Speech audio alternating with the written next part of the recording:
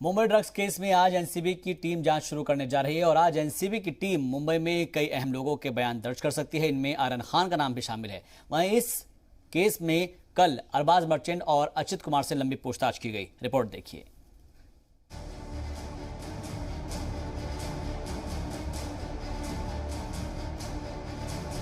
Mumbai drugs case में आज से एक नया चैप्टर शुरू होने जा रहा है। तमाम सवालात और इल्जामात के बीच आज नारकोटिक्स कंट्रोल ब्यूरो की टीम दिल्ली से मुंबई पहुंच गई। खास बात यह है कि इस टीम में एनसीबी के डीडीजी और chief vigilance officer Dnyaneshwar Singh भी शामिल हैं।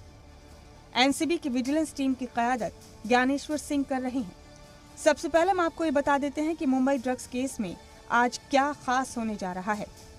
एनसीबी की विजिलेंस टीम आज मुंबई में जांच शुरू कर रही है। ये टीम प्रभाकर सेल का बयान रिकॉर्ड कर सकती है। एनसीबी की विजिलेंस टीम मुंबई पुलिस के बड़े अफसरान से मुलाकात कर सकती है। एनसीबी की टीम मुंबई में उस जगह पर जा सकती है जहां पर मुबैना वसूली के पैसों का लेन देन हुआ। एनसीबी की टीम गोसावी का बयान रिकॉर्ड करने के लिए कोर्ट से इजाजत मांग सकती है। सुनील पाटिल का बयान दर्ज किया जा सकता है। एनसीबी विजिलेंस पूछताछ के अहम गवाह सैम डिसूजा को भी बुला सकती है। आर्यन खान और पूजा डडलानी का बयान भी रिकॉर्ड किया जा सकता है।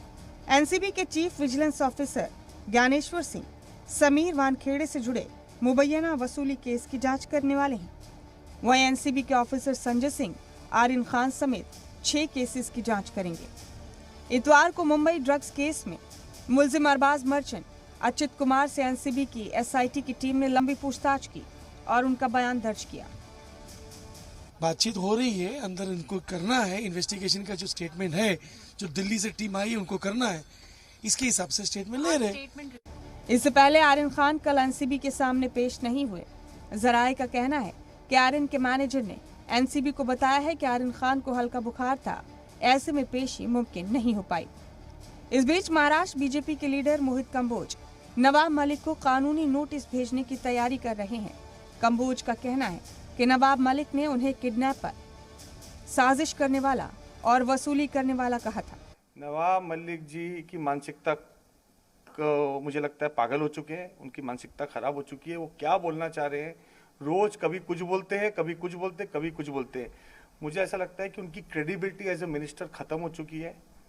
वो क्या नैरेटिव सेट करना चाह रहे हैं उनको खुद को समझ में नहीं आ रहा।